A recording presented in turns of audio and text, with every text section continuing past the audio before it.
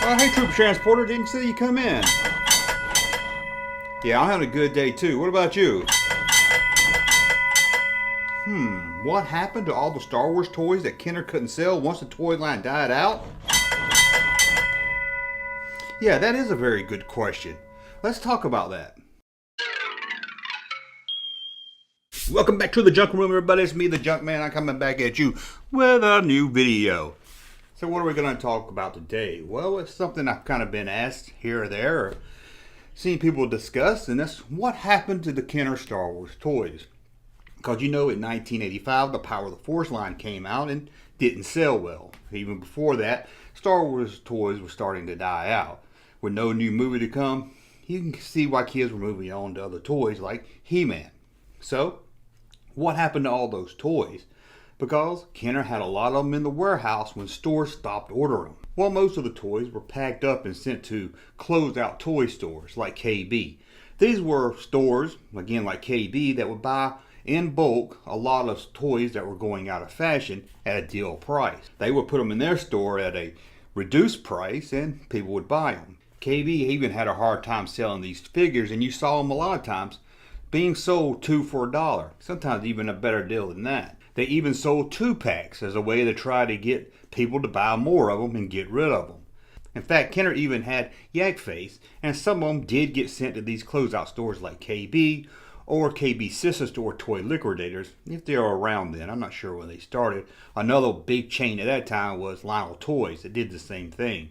So that's why you might hear some collector or some fan say, hey, I bought a Yak Face in the US. It didn't happen often, but some stores did get overstocked Yak Faces to try and sell off. And of course, the major retail stores were marking down all their Star Wars stuff, but they wasn't ordering more, leaving Kenner stuck with a warehouse full of Power of the Force figures. Now, again, some of them was sent to other stores like nickel and dime stores, or local stores that sold maybe drugs and toys and stuff like that, or dollar chains like Family Dollar.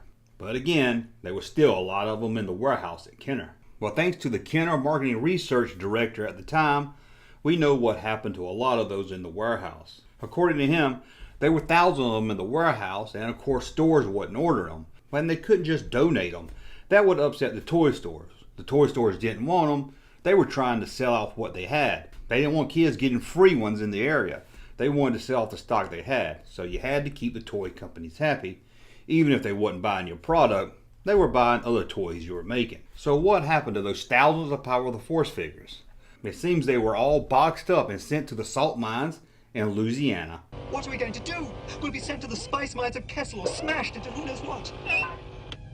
That's right. They got buried in the salt mines in Louisiana. Now, before you grab your shovel and your boots and head out there and trying to dig up some old Power of the Force figures, he did let us know that these figures were probably grinded up before being sent to Louisiana.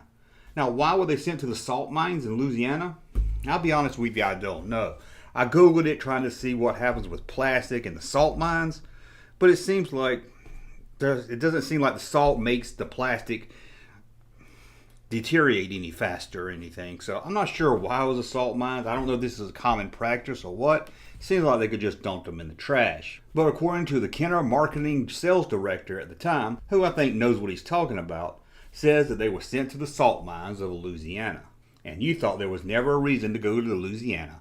Probably was in 1985 if you got lucky. But it seems this wasn't Tom's only run-in with helping destroy some Star Wars toys. Or in this case, Star Wars molds. This is 1989, long after the Star Wars brand had died out. And he had a meeting with the Senior Vice President of Marketing at Kenner, who told him they had hundreds of Star Wars molds in the Hong Kong warehouse that was just taking up space, and they needed to do something with them, and they couldn't ship them back to the US. So he was given the task to write down anything they thought they could reuse later.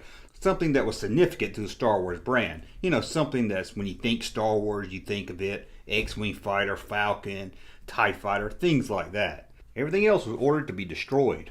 Or, as the Senior Vice President of Marketing said, defaced and dumped into the Hong Kong harbor. I doubt they really did that, but I'm sure they destroyed anything that wasn't listed as needing to save. And what did they do with this save list?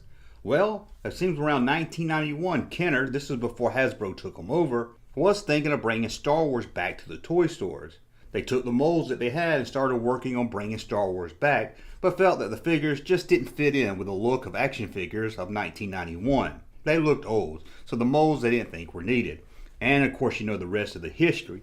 Hasbro bought Kenner, and then in 1995 we got the second Power of the Force series, when Lucasfilm wanted to test the waters to see how fans would react to new Star Wars toys leading up to the special edition and the prequels. And it seems this Kenner marketing director, he didn't just throw away everything Star Wars related. It seems everyone at Kenner knew that he was a big Star Wars fan. It seems in the early 90s when they were getting ready to clean out the Star Wars Kenner section of the warehouse, I did a video on the whole Kenner morgue and everything, check that out if you didn't. But they gave him 48 hours to take as much as he wanted home with him. Man, what a perk. You wouldn't even have to give me a company bonus. He said he loaded up his station wagon 5 or 6 times with Star Wars stuff, mostly cardboard displays and things like that. On a post he made on the Rebel Scum message board, he even talked about how he would come to work and see barrels of Star Wars first shot figures in the trash. It was a different time back then. People didn't want to save everything Star Wars. I don't know. If I worked at Kenner back then, you wouldn't have to pay me. But then again, I was probably about 11 or 12, and I probably would have just ended up playing with them and not doing any serious work. Anyway, let me know what you think. What do you think about the figures going to the salt mines? Why? Why did they go to the salt mines? I don't know. Then again, I asked myself why didn't they just throw them in the dumpster, but I don't know. I mean, Atari buried a bunch of E.T. games and other games they couldn't sell, so maybe this is something just companies do.